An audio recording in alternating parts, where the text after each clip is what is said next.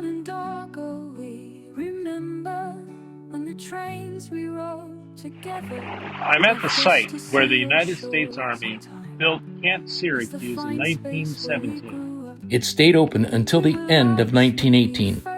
A few things mitigated against keeping it open. First, there was the end of World War I, or the Great War.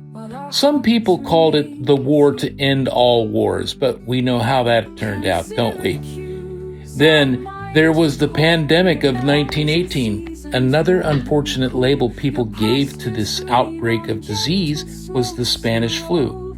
I say it's unfortunate because the influenza epidemic that broke out that year had nothing to do with Spain. In fact, it apparently started in the United States, most likely at Fort Riley, Kansas. Finally, there were the administrative costs and other considerations with property owners of the era that ended the relationship between the city of Syracuse and the United States Army, or the AEF. If the Army had decided to work out a deal with the city of Syracuse, the short-lived cantonment would have outlasted the war. Something I found out today by talking to the local historian, Susan Millett, is that Syracuse was selected because of its proximity to multiple railroads, its industrial complex, and the fact that so many buildings were already constructed for the state fair. Those factors made Syracuse, next to Lake Onondaga, the ideal place for the Army cantonment, eponymously named after the town. Meeting with Susan Millett yielded more valuable clues that I had overlooked even in all of my previous research about this era. It was instructive in subtle ways that will make a significant difference in the end.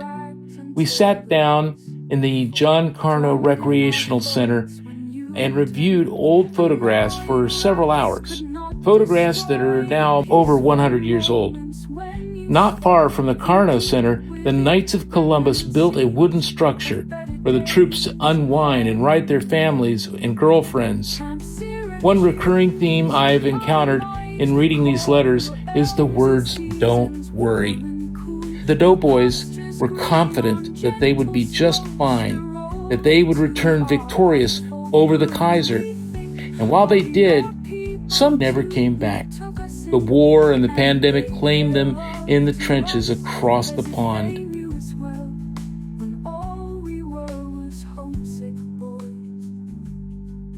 Those 8-man tents that stood so tall above the ground became a dream of better days that never forced a man to sleep in dugout pits. We left that camp beside the lake that helped us beat the awful toll the war imposed on us each day, and fallen soldiers killed